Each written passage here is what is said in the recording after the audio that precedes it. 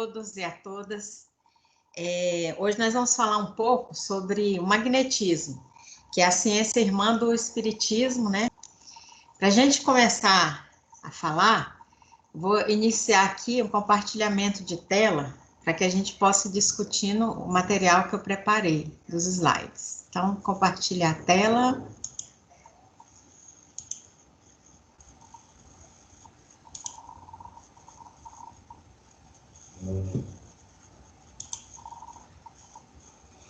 Magnetismo na água.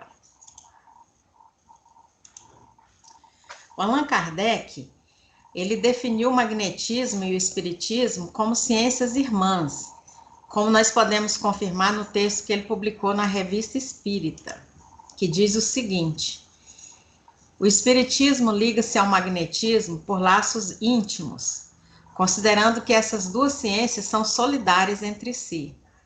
Os espíritos sempre preconizam o magnetismo, quer como um meio de cura, quer como causa primeira de uma porção de coisas.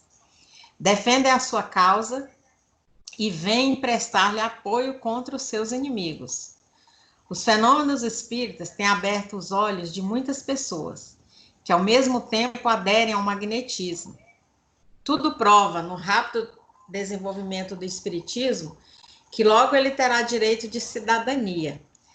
Então, você vê, o Allan Kardec falando isso em 1858. Nós hoje estamos em 2020 e o espiritismo tem sim a sua cidadania no mundo inteiro. Reconhecido, né? Todo lugar que você vai no mundo tem pessoas espíritas. Enquanto espera, aplaude com todas as suas forças a posição que acaba de conquistar o magnetismo, como sinal incontestável do progresso das ideias. Então, o magnetismo, ele antecede ao espiritismo, né? E nós sabemos que o Allan Kardec iniciou o seu trabalho, né, da codificação espírita, estudando o magnetismo. Então, segundo Allan Kardec, o magnetismo preparou o caminho para o surgimento do espiritismo.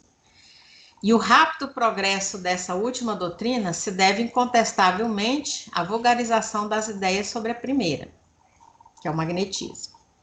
Dos fenômenos magnéticos, do sonambulismo e do êxtase às manifestações espíritas, não há mais que um passo. Tal é a sua conexão que, por assim dizer, torna-se impossível falar de um sem falar do outro.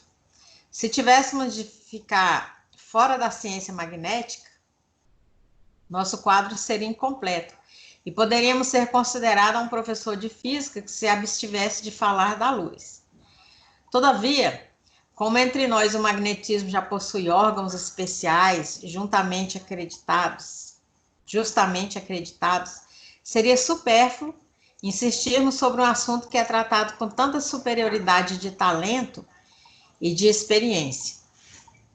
A ele, pois, não nos referimos senão acessoriamente, mas de maneira suficiente para mostrar as relações íntimas entre as duas ciências, que, a bem da verdade, não passam de uma. Então, na opinião do Allan Kardec, magnetismo e espiritismo são duas manifestações de uma única ciência, né? O magnetismo existe desde a origem do universo. Todos os corpos, todas as partículas existentes na natureza, no micro e no macro universo, o magnetismo se faz presente.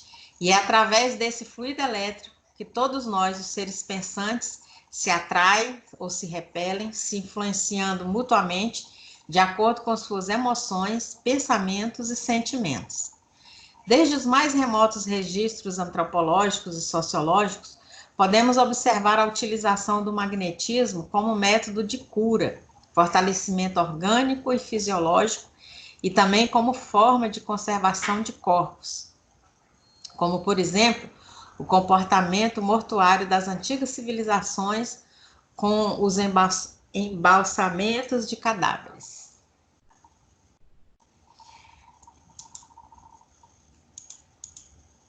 No Livro dos Espíritos, a questão 388, sobre simpatias e antipatias terrenas, Allan Kardec pergunta da seguinte maneira para os espíritos: Os encontros que se dão algumas vezes entre certas pessoas que se atribuem a um acaso, não seria o efeito de uma espécie de relações simpáticas?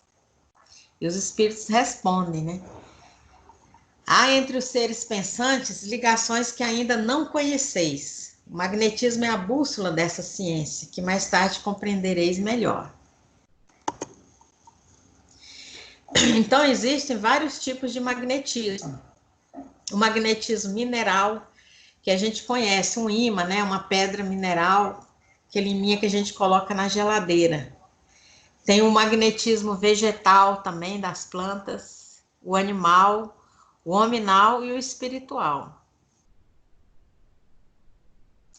Então, o espiritismo se liga ao magnetismo por laços íntimos como ciências solidárias, né? Revista Espírita Allan Kardec.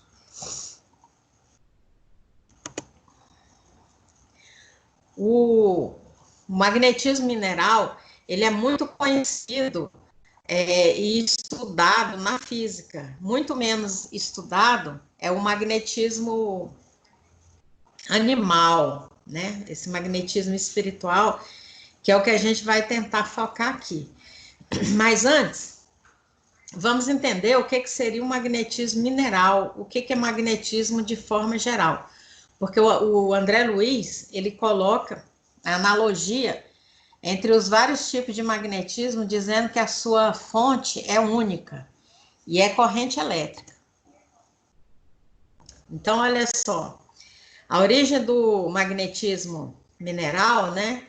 Ele está no ramo da física que se chama eletromagnetismo, que estuda a relação entre forças elétricas e magnéticas de forma unificada.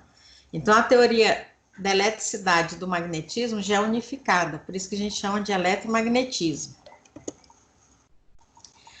Então, o que é uma corrente elétrica? Para a gente entender magnetismo, a gente tem que lembrar o que é uma corrente elétrica, porque a fonte de todo o magnetismo que nós conhecemos, tanto aqui na Terra como no plano espiritual, a informação dada por André Luiz, é corrente elétrica.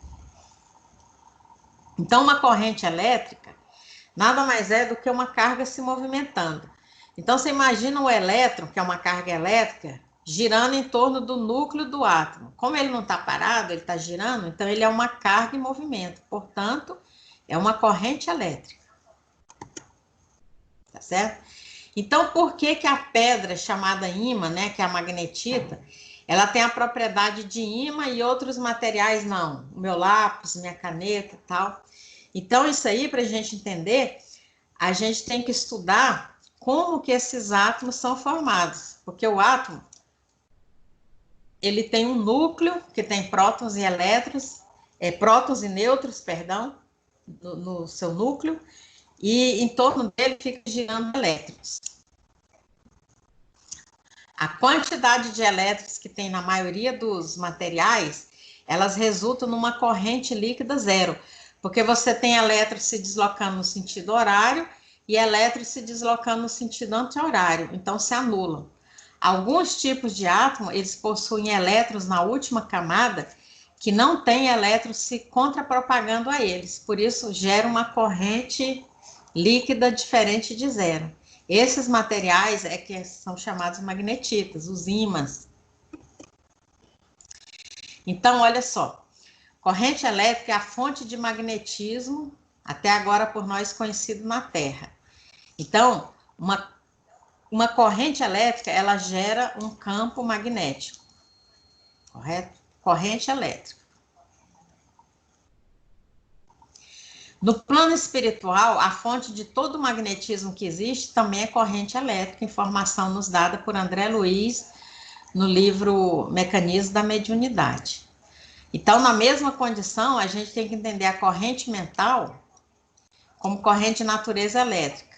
Embora essa corrente mental, ela seja menos ponderável na esfera física. Então, assim como nós temos o nosso átomo físico, nós temos também o nosso átomo espiritual, que a gente poderia chamar de psiátomo.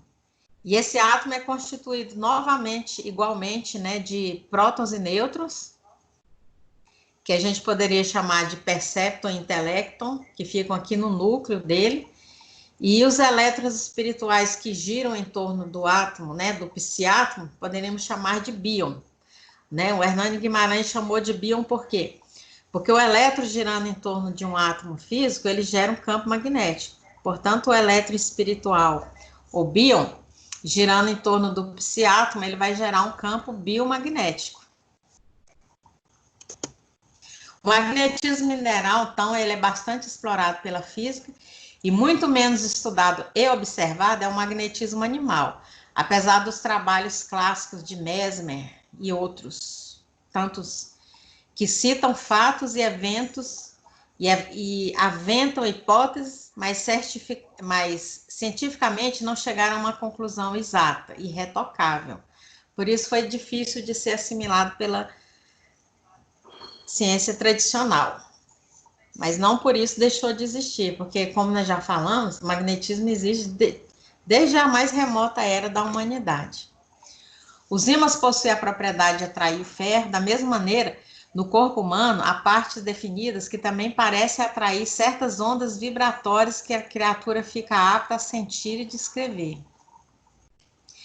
Por essa associação, a ela nós chamamos de magnetismo animal.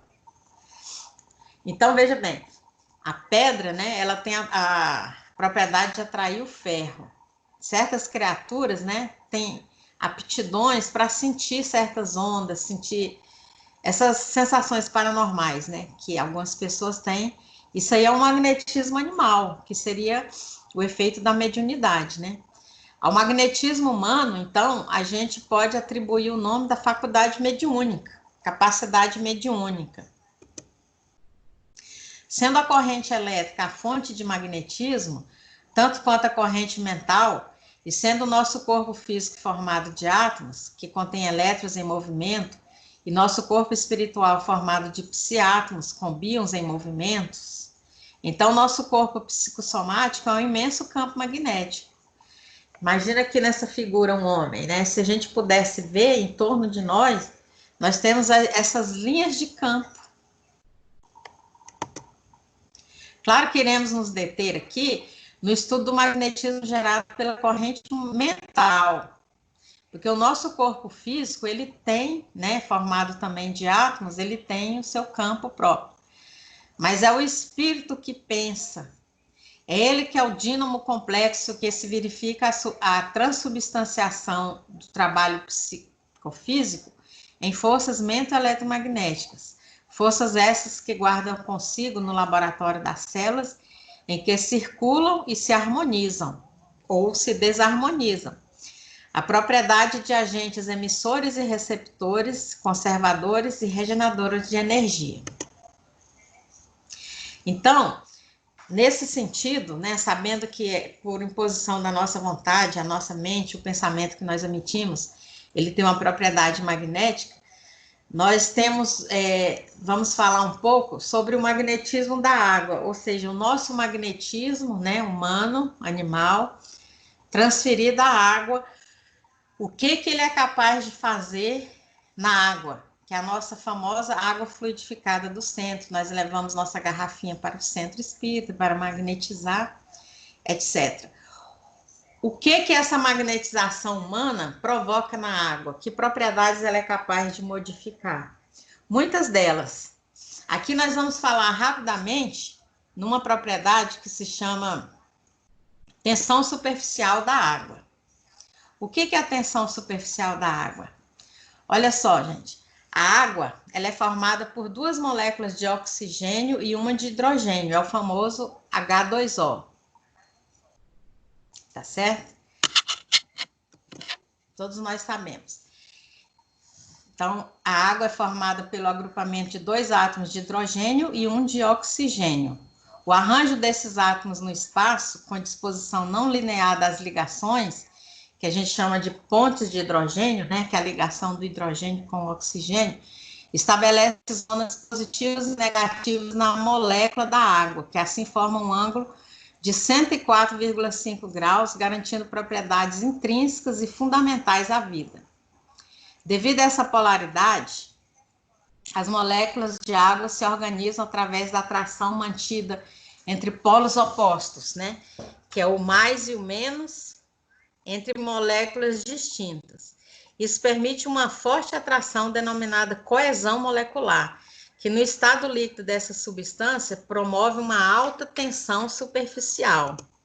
Então, quando a gente fala que a água tem uma forte tensão superficial, é que se você observar direitinho, na superfície da água, vamos supor que você coloca a água num copo, ela tem uma tensão superficial que permite que até insetos andem em cima da água com seu peso, correto? Isso acontece porque você imagina o seguinte, aqui é o nosso copo d'água, correto? E aqui, ó, o que acontece? Essas forças, essas moléculas, cada uma dessas bolinhas amarelas aqui é uma molécula, tá certo? Essas forças, elas se anulam aos pares. Quando ela está na superfície da água, por isso que a gente chama de tensão superficial, não tem nenhuma molécula na parte de cima para se anular. Então, isso faz com que resulte numa força líquida, resultante aqui, ó, para baixo, que é essa setinha vermelha. Então, isso permite que na superfície da água, ela tenha uma tensão superficial. A gente vê insetos, ó, com determinado peso andando em cima das águas, né? Nós lembramos que Jesus andou sobre as águas, mas depois a gente fala. Então, o que acontece é o seguinte: quando a gente reduz a tensão superficial da água, nós favorecemos a desnaturação de proteínas, fazendo com que as ligações de hidrogênio, que são fundamentais para se manter o enovelamento proteico, se quebram. Isso é comprovado por meio de estudos nos quais se faz uso de detergente. Então, você tem um copo d'água, vamos supor um exemplo, né? Um vasilhame com água. Se você coloca uma gota de detergente, você quebra aquelas pontes de hidrogênio, diminui a tensão superficial. Se tiver um insetinho em cima, ele cai dentro d'água. Correto? Então, diminuir a tensão superficial da água não é bom. O que a gente sabe é que quanto maior for a tensão superficial da água, mais ela favorece a vida. E o que a gente mostra, que a gente acredita, e nós já demonstramos em alguns experimentos que nós fizemos, é que a magnetização da água, ou seja, a fluidificação da água, ela aumenta a tensão superficial da água de 20% a 30%, correto? Nos médios que nós usamos para magnetizar, né? Nas pessoas que nós usamos. É lógico que quanto maior for o magnetizador, ele vai magnetizar muito mais essa água. Então, o que a gente sabe é que a magnetização da água, ela é boa e ela favorece a vida, correto? Porque, entre outras coisas, ela aumenta essa tensão superficial. Então, para mostrar isso, nós estamos sistematizando uma série de medidas dessa tensão superficial da água magnetizada, utilizando magnetizadores. Com essa série de medidas que nós iremos fazer, e já estamos fazendo, paramos um pouquinho de fazer agora nessa fase de isolamento social, né? Nós esperamos responder uma série de questões sobre a água magnetizada ou a água fluidificada, como dizemos comumente nas casas espíritas. Entre elas, entre todas essas perguntas, a gente pretende responder, né? Se essa magnetização depende do magnetizador, o magnetizador vai magnetizar essa água em várias condições, no dia que ele está bem, no dia que ele não está muito bem, no dia que o time dele perdeu, no dia que ele teve uma alegria, se isso influencia. Se a magnetização da água depende da temperatura da água, essa é uma pergunta que muita gente faz, né? Será que eu posso colocar minha água fluida na geladeira? Será que vai alterar? É bom eu levar ela para magnetizar fria, gelada, tanto faz, correto? E a minha água, é bom eu pegar uma água mineral bem limpinha do filtro, tanto faz, da torneira, depende. Se depende da diluição da água magnetizada em águas não magnetizadas, porque muita gente vai para o centro e diz assim, ó, você leva essa garrafinha aqui, quando faltar, tiver restando um pouquinho lá, Aí você joga ela em outra água que ela vai passar as propriedades para a água. Mas passa 100% ou não? Se a gente fizer uma série, né, de medidas sistematizadas, a gente pode responder essas questões, sim. Outra questão também muito curiosa de se responder é se a magnetização depende se a água está num recipiente aberto ou fechado. Porque tem gente que leva a sua água para o centro e deixa o vidrinho lá fechado. Tem gente que chega em cima da mesa, coloca a garrafa, abre, acha que isso influencia abrir a garrafa para magnetizar, né? E assim, outras coisas que a gente poderia pensar sobre a água magnetizada, que a gente pode então sistematizar uma série de medidas e tentar responder. Porque essa magnetização da água, em termos da propriedade chamada tensão superficial, ela modifica bastante. Em condições qualquer de magnetização, a gente observa uma tensão superficial variando de 20% a 30%. Por fim, né, nós devemos nos lembrar que Jesus magnetizou a água do mar, aumentando tanto a tensão superficial da mesma ao ponto de poder andar sobre elas, que seria uma forma de explicar Jesus andando sobre as águas, sem ser um milagre, mas a própria ciência explicando. Então, que Jesus nos abençoe e nos ilumine, e que à medida que a nossa pesquisa, né, for tendo mais resultados, nós nos propomos a mostrar esses resultados, vamos escrever, né, sobre isso, e voltar aqui para contar esses resultados.